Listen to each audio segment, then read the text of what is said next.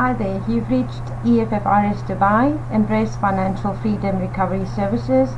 We are a remedial company and my name is Theda Muller, I'm the CEO. Today we are on lesson number 4. Now I am assuming that you have regularly practiced the unplugging, which was video number 1, the gratitude practicing, which was video number 2, and then the tapping, which is video number 3. So you should be feeling a bit better, and as time progresses you will start feeling much better, but you need to do it. So today we are assuming you're feeling much better, so you need to take out all your debt papers, your statements, your current statements, so that you more or less accurate with your financials, your outstanding, all the important information that you need to document. So you make an Excel sheet with some columns, and the columns will be bank name or creditor name, principal, current outstanding, EMI, number of months in default, and then comments where you will record exactly who was the last collector who called you, what was the promise you made, did you fulfill it, did you not fulfill it, if you didn't fulfill it, did you call back, did you ask them for time, or did you just ignore it? We need all this, and you need to also have the contact information, emails, office number, mobile number, so everything will be at hand. When you're finished with all of this, you will total your principal, your current outstanding, which is very important, your total EMIs, which is very important. Now have a look at that and spend 1 hour analyzing that. Ensure that all your payments that you have recently made, your EMIs or any other payments, that they reflect on the current outstanding, total outstanding figure, so that they are really correct.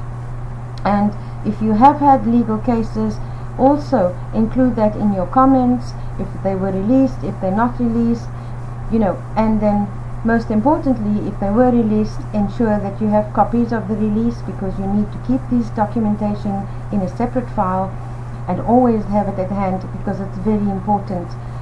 Even new restructure agreements, anything, any settlements that you have done, offer letters, as final settlement, closure letters, if you don't have them, ensure that you get them. And these documents, you need to keep them in a file, and you can separate and label them, so that you don't have multiple files and it becomes mundane to maintain them.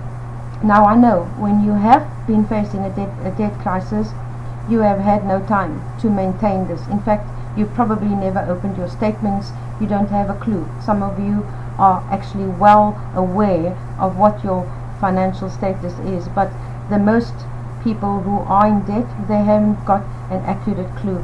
So you need to go there, you need to spend time, maybe 1-2 days, maybe a week if you're working late hours and you're tired, but you need to go there. You need to create this spreadsheet, and you need to have your figures very, very closely accurate.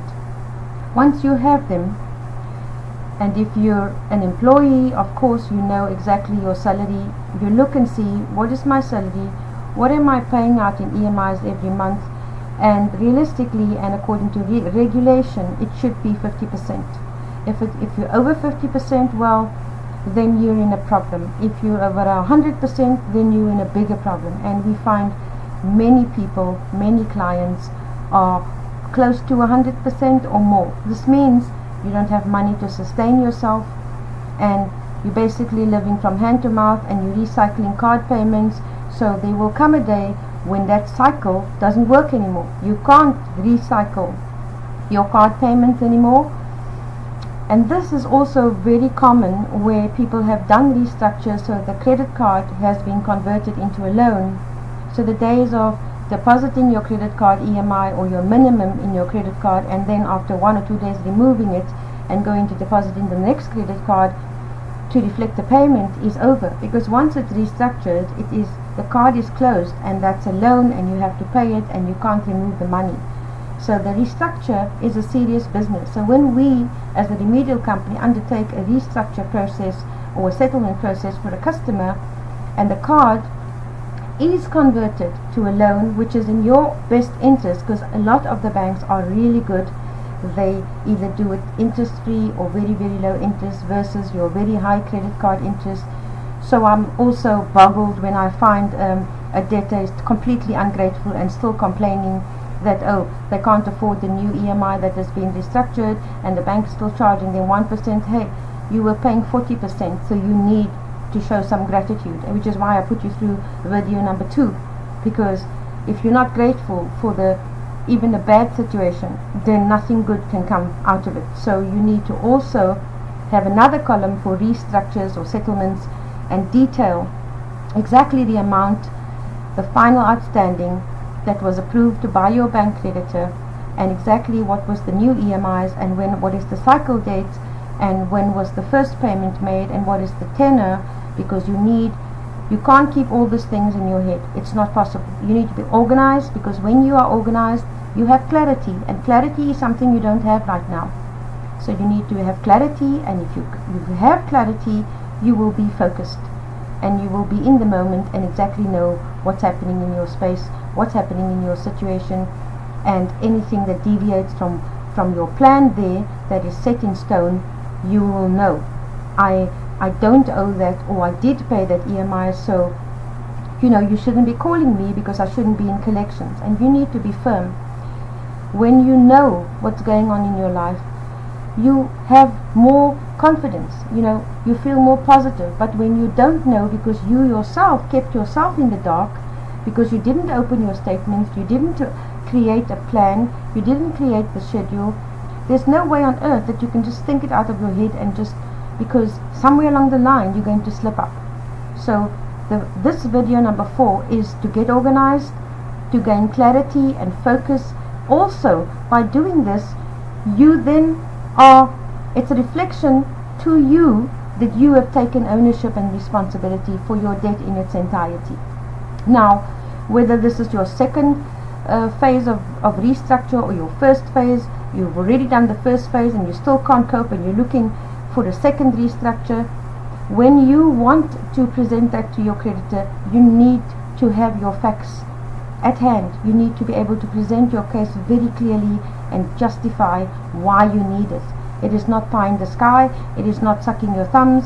It is not just because you feel like it. It has got to be. It pertains to being absolutely clear about why do I want it, and this is why, because this is my situation and my income is dwindling, for example, it is reducing, or my salary is being reduced, and so there is no way that I can cope with this. And most of the time creditors are lenient when you can justify your request. But if you're just coming along and just saying things and just demanding and acting entitled, this is a no. Because even if I was a creditor, I would close the door on you. There's got to be a load of self-respect, and we all have a job to do. You have a job to do, your creditor has a job to do. But if we can all be supportive, everything will work out fine. But you have to be honest, you have to act with integrity, you have to show, you can't just talk.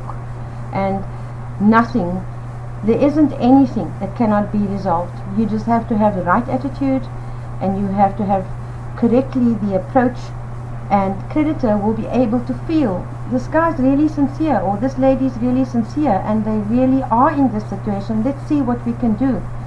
But when you come to me as a remedial company and you start bad-mouthing the creditor, and I look at your situation and I see that you have been afforded a lot of privilege, a lot of approvals and good restructures in the past, and you're still complaining, and actually you've been on vacation, you've been here, there, I find that too. When you are going through a debt crisis and you need to recover, all those luxuries have to go into your back pocket. You have to remove them. Don't even think about them, because they cannot exist. You need to focus on getting debt free.